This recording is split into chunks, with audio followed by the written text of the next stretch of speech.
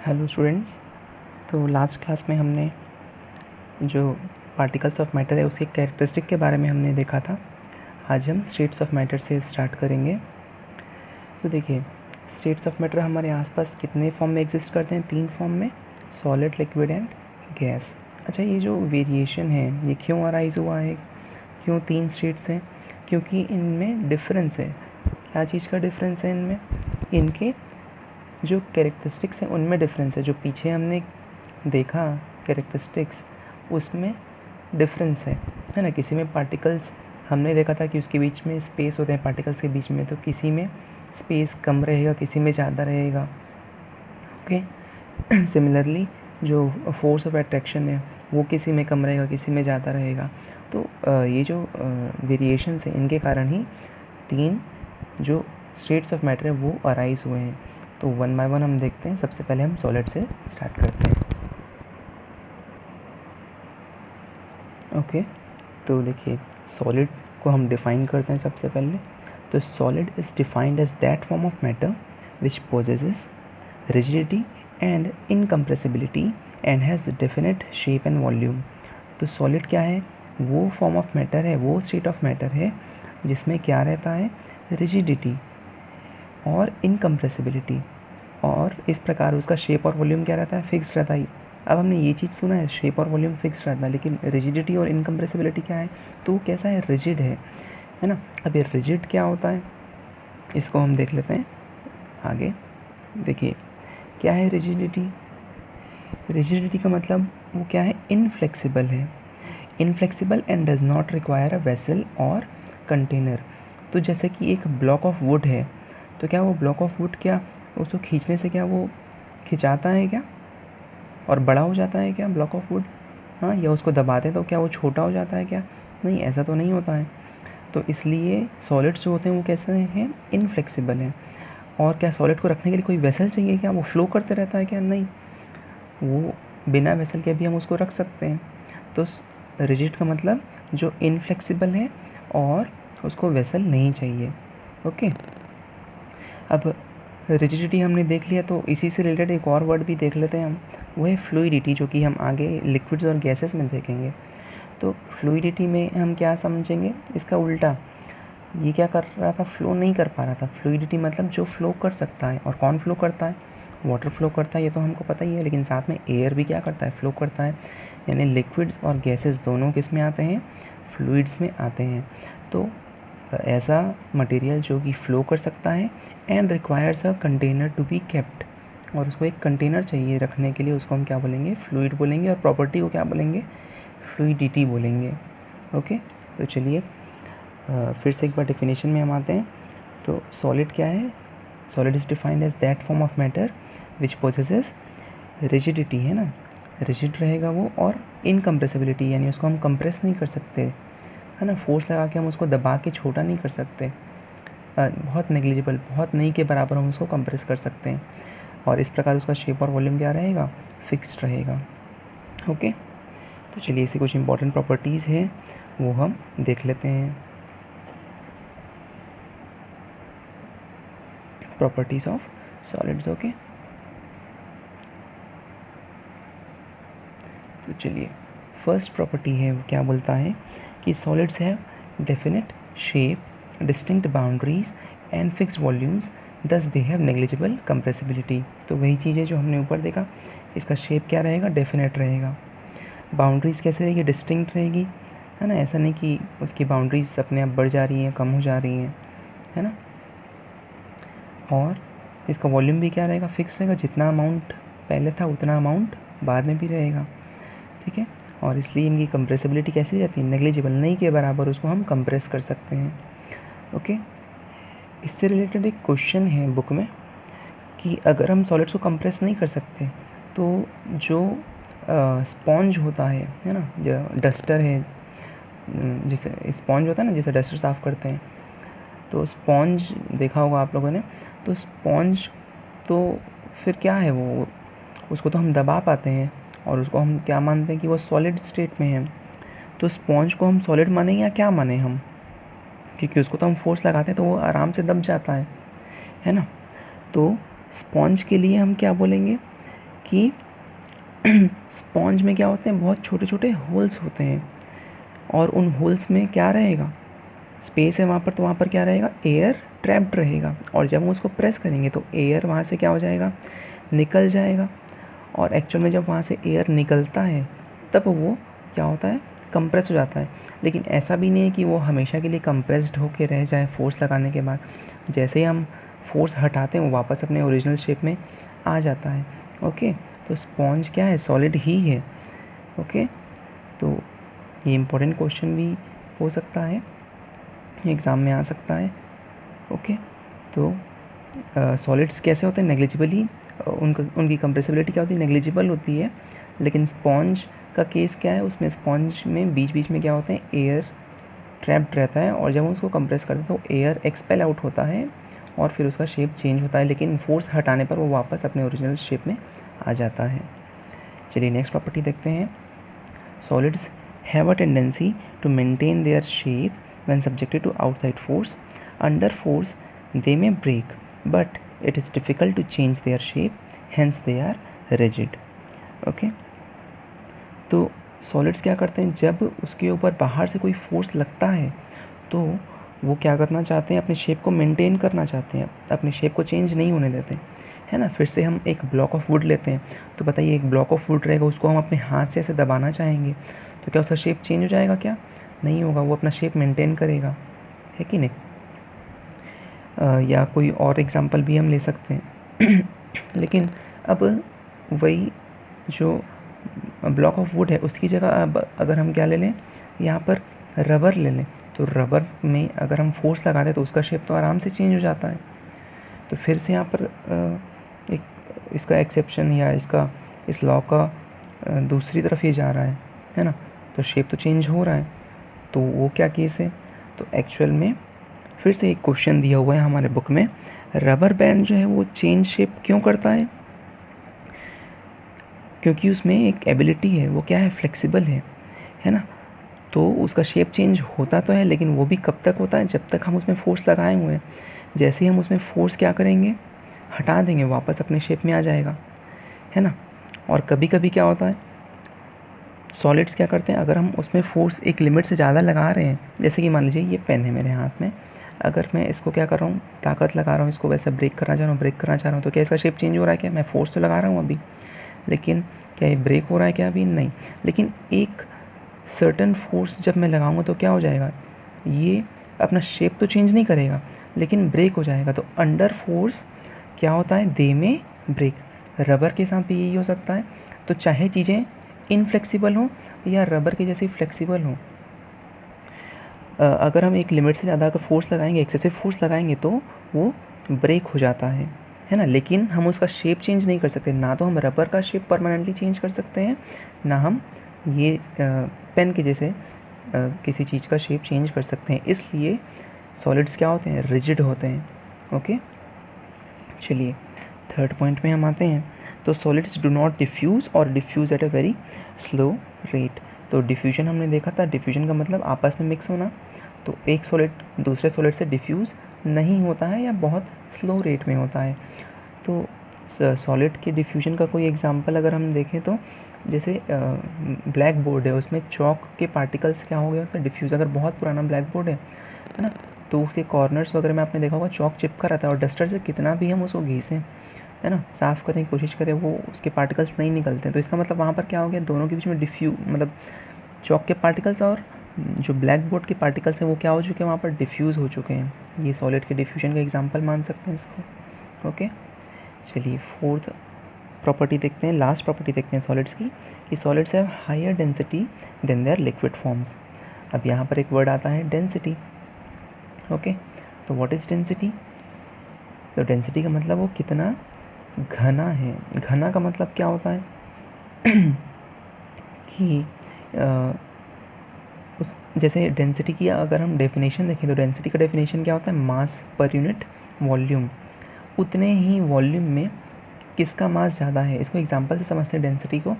जैसे कि मान लीजिए एक इतना बड़ा, मान लीजिए इस साइज़ का हमने क्या लिया, एक वुडन ब्लॉक लिया। ओके, और इतना ही बड़ा हमने क्या लिया, एक आयरन का ब्लॉक लिया, है ना, क्यूब के शेप में 2 ब्लॉक्स हमने लिए। अब पूरा शेप और साइज़ दोनों का सेम है तो उनका क्या सेम रहेगा, वॉल्यूम तो सेम रहेगा। लेकिन अब हम उनका मास जब हम पता करेंगे, मास जब हम मेजर करेंगे तो हमको क्या पता चलेगा कि मास अलग है। हमको तो उठाने में ही समझ में आ जाएगा ना कि वुड क्या है, हल्का है, और जो आयरन है, आयरन का ब्लॉक वो क्या है, भारी है। तो इससे क्या समझ में आ रहा है कि वॉल्यूम तो सेम है लेकिन मास कम ज़्यादा है। इसका मतलब क्या है कि आयरन ज़्यादा डेंस है और वुड क्या है, कम डेंस है।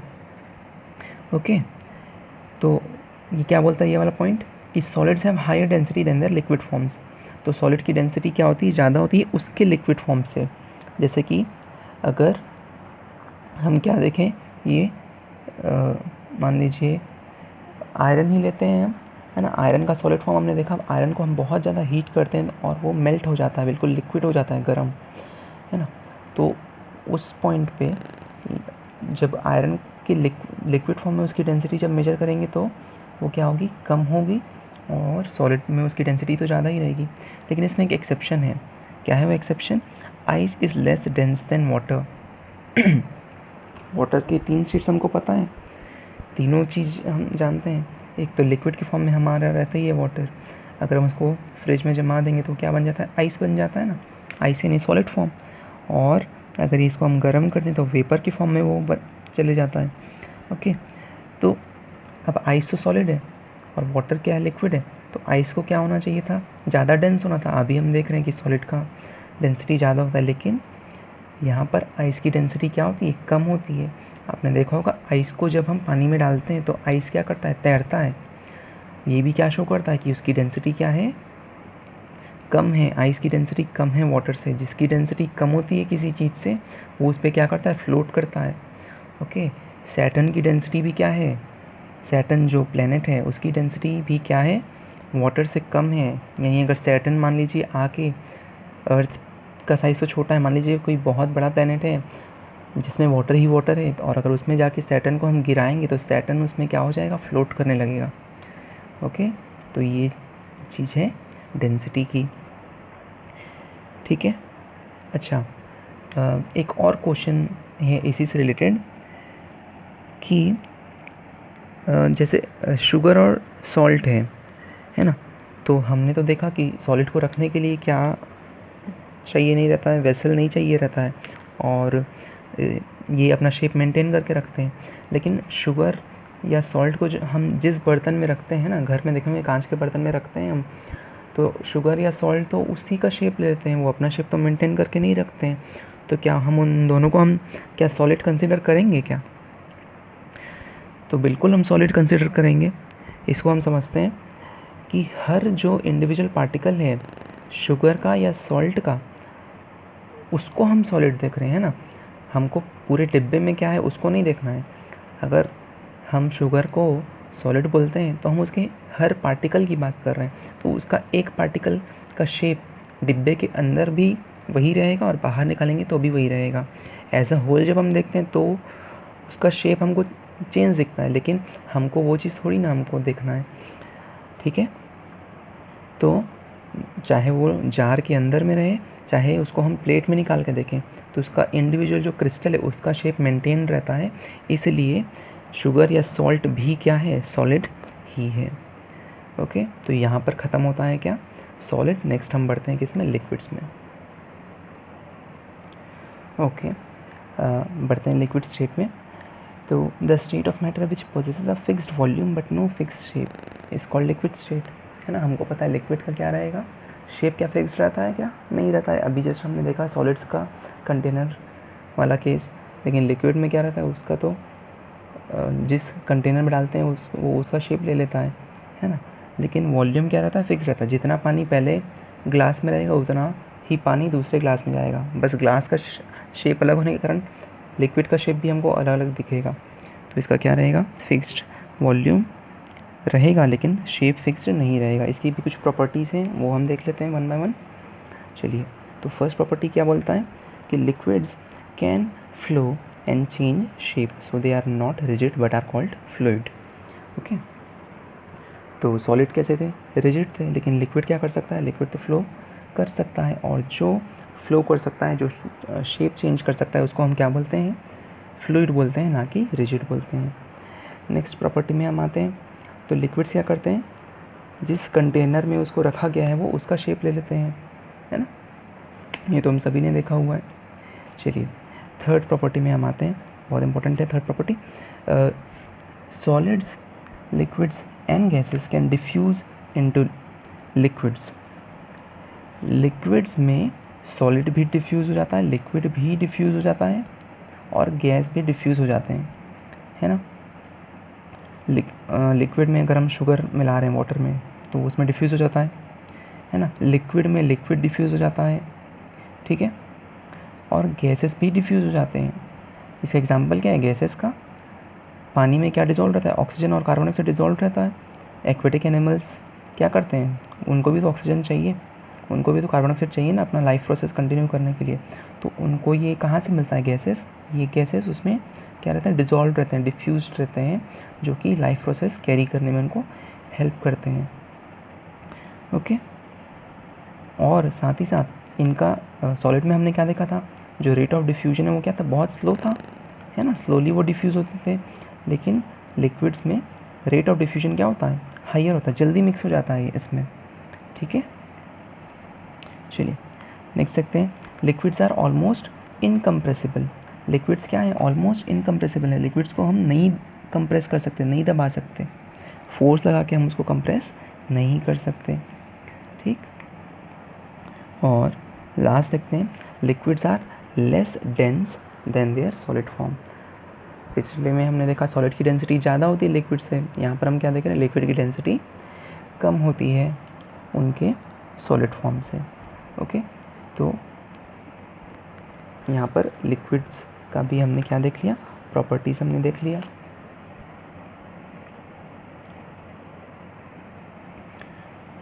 अच्छा, एक प्रॉपर्टी जब हमने यहाँ पर देखा, ये जो थर्ड पॉइंट है, रेट ऑफ डिफ्यूजन जो होता है लिक्विड्स का वो फास्ट होता है, ज़्यादा तेज़ होता है सॉलिड के कंपैरिजन में। तो ये ऐसा क्यों होता है? ऐसा इसलिए होता है क्योंकि लिक्विड स्टेट में क्या होता है, जो पार्टिकल्स होते हैं वो ज़्यादा फ्रीली मूव कर सकते हैं, उनमें इंटर मॉलिक्यूलर स्पेस ज़्यादा होता है, ठीक है? और इसलिए वो इजीली क्या होते हैं? मिक्स होते हैं। तो अगर क्वेश्चन आता है कि why do liquids have a higher rate of diffusion than solids, तो हम क्या बोलेंगे?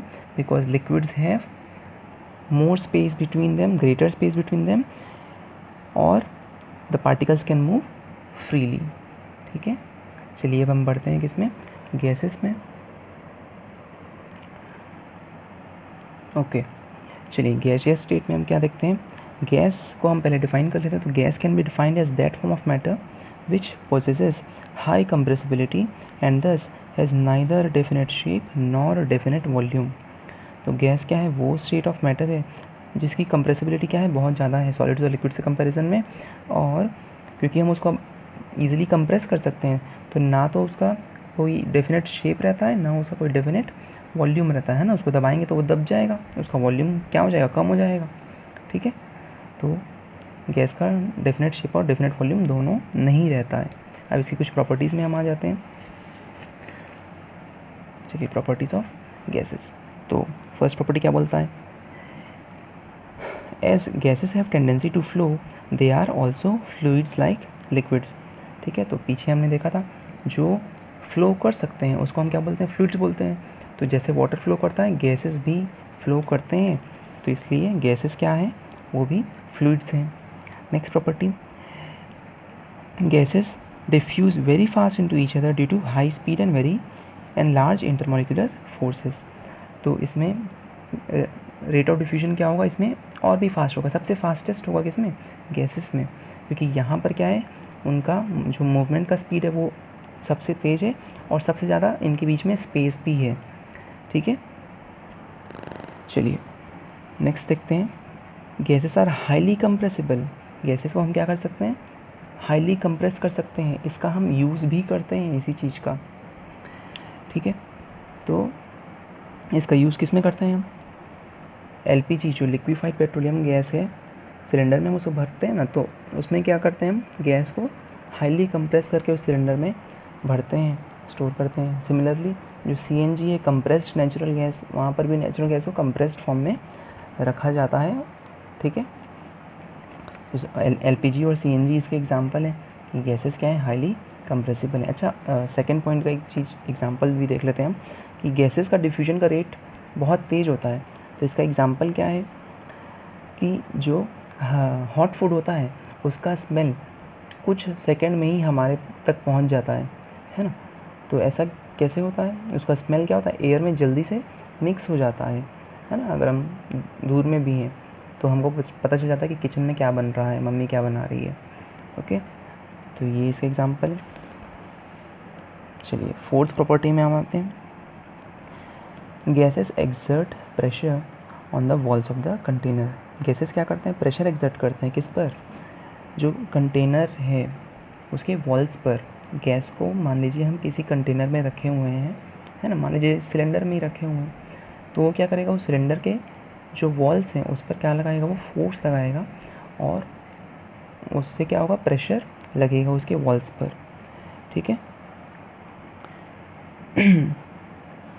चलिए और लास्ट चीज़ देख लेते हैं, the density of gases is minimum. सबसे कम डेंसिटी तीनों में, सॉलिड, लिक्विड्स और गैसेस में सबसे कम डेंसिटी क्या किसकी होगी, गैसेस की होगी, है ना। ये तो हम जान रहे हैं कि इसके पार्टिकल्स क्या हैं, बहुत दूर दूर हैं। ठीक है, तो उस गिवन वॉल्यूम में नंबर ऑफ पार्टिकल्स क्या होंगे, इसके बहुत कम होंगे, इसका डेंसिटी भी क्या होगा, सबसे कम होगा।